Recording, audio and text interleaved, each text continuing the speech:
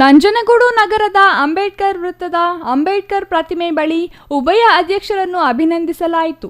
ಸನ್ಮಾನ ಸ್ವೀಕರಿಸಿ ಮಾತನಾಡಿದ ಶ್ರೀಕಂಠಸ್ವಾಮಿ, ಯಾವುದೇ ಕೆಲಸ ಮಾಡಬೇಕಾದರೂ ಮುಂದೆ ಗುರಿ, ಹಿಂದೆ ಸಾಧನೆ ಮಾಡುವ ಛಲ ಇದ್ದರೆ ನಾವು ಅಂದುಕೊಂಡಿರುವ ಕೆಲಸವನ್ನು ಯಶಸ್ವಿಯಾಗಿ ಮಾಡಬಹುದೆಂದು ಅಭಿಪ್ರಾಯಪಟ್ಟರು. ನಗರ ಪ್ರಥಮ ಪ್ರಜೆಯಾಗಿರುವ ತಮ್ಮ ಮೇಲೆ ಅಪಾರ ಜವಾಬ್ದಾರಿ ಇದೆ. ಜನರು ನನ್ನ ಮೇಲೆ ನಂಬಿಕೆ ಇಟ್ಟಿದ್ದಾರೆ.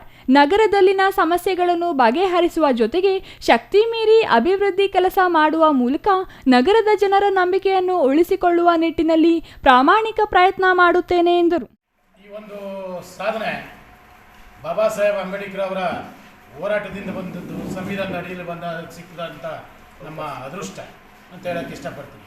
ಹಾಗೆ ಈ ದಿವಸ ನಮ್ಮ ಸಂಘಟನೆಯವರೆಲ್ಲ ಸೇರಿ ನಮಗೆ ಒಂದು ಸನ್ಮಾನ ಮಾಡೋಕ್ಕೆ ಒಂದು ಕೇಳಿದಾಗ ನನಗೆ ನಿಜವಾಗ್ಲೂ ಖುಷಿಯಾಯಿತು. ನಮ್ಮ ಸಂಘಟನೆ ಇವತ್ತಾರು ನಮಗೆ ಗೌರವಿಸಿ ನಾವೇನು ಗೌರವ ಕೊಟ್ಟಿದ್ದು ಅದನ್ನು ಗೌರವಿಸೋಕ್ಕೆ ಬರ್ತಾಯಿದ್ದಾರೆ ಅಂದರೆ ನಿಜವಾಗ್ಲೂ ಅದು ಸಂತೋಷದ ವಿಚಾರ.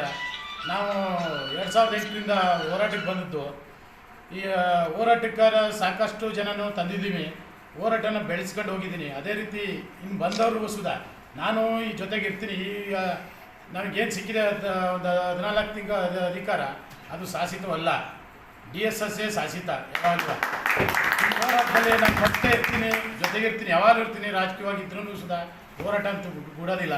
ನಾವೆಲ್ಲರೂ ಜೊತೆಗೆ ಕೈ ಜೋಡಿಸಿ ನಮ್ಮ ದಲಿತ ಸಂಘ ಸಮಿತಿ ಜೊತೆಗೆ ಹೋರಾಟ ಮಾಡಿ ನಮ್ಮ ಜನಾಂಗಕ್ಕೆ ಮತ್ತು ಇತರ ಜನಾಂಗಕ್ಕೂ ಬಾಬಾ ಸಾಹೇಬ್ ಅಂಬೇಡ್ಕರ್ ಅವರು ಯಾರಿಗೂ ಒಬ್ಬರಿಗೆ ಸ್ವತ್ತವಾದ್ದಲ್ಲ ಸಂವಿಧಾನ ಬರೆದಿರೋದು, ಸಮಾನತೆಗೋಸ್ಕರ ಅಂತ ಬರೆದಿರೋ ಸಂವಿಧಾನ ಇದು. ಯಾರ್ದು ನಮ್ಮ ಒಂದು ಜನಾಂಗಕ್ಕೆ ಸ್ವಾರ್ಥಕ್ಕೆ ಬರೆದಿರೋ ಸಂವಿಧಾನ ಅಲ್ಲ ಇದು. ನಾವು ಆ ಸಂವಿಧಾನ ಗೌರವ ಕೊಟ್ಟು ಆ ಸಂವಿಧಾನದ ಅಡಿಯಲ್ಲಿ ನಡಿಬೇಕಾದ್ದು ನಮ್ಮ ಕರ್ತವ್ಯ.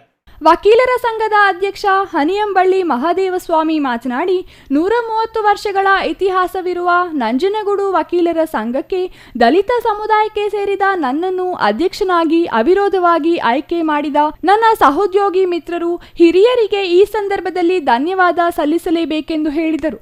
ಶೋಷಿತರ, ಹಿಂದುಳಿದವರ, ನೋವುಂಡವರ ಪರವಾಗಿ ಹಗಲಿರುಳು ಹೋರಾಟ ಮಾಡುತ್ತಿರುವ ದಲಿತ ಸಂಘರ್ಷ ಸಮಿತಿಯ ನಾಗವಾರ ಬಣದಿಂದ ನನ್ನನ್ನು ಸನ್ಮಾನಿಸಿರುವುದು ನನಗೆ ಮತ್ತಷ್ಟು ಜವಾಬ್ದಾರಿಯನ್ನು ಹೆಚ್ಚಿಸಿದೆ ಎಂದರು. ಈ ಸಂದರ್ಭದಲ್ಲಿ ದಲಿತ ಸಂಘರ್ಷ ಸಮಿತಿಯ ಜಿಲ್ಲಾ ಸಂಚಾಲಕ ಬುಗತಗಳ್ಳಿ ಮುನಿಯಯ್ಯ, ರಾಜಶೇಖರ್ ಕೋಟೆ, ಈಶ್ವರ್ ಬೊಮ್ಮನಹಳ್ಳಿ, ಬೊಕ್ಕಹಳ್ಳಿ ಲಿಂಗಯ್ಯ, ಸರಗೂರು ಸಣ್ಣಸ್ವಾಮಿ, HD ಕೋಟೆ ರತ್ನಮ್ಮ, ತಾಲೂಕು ಅಧ್ಯಕ್ಷ ಶ್ರೀರಾಮಪುರ ರಾಜಶೇಖರ್, ದೇವರಸನಹಳ್ಳಿ ಮಹಾದೇವಸ್ವಾಮಿ ಮತ್ತಿತರರು ಹಾಜರಿದ್ದರು. Kumar, CTV news, Nanjangud.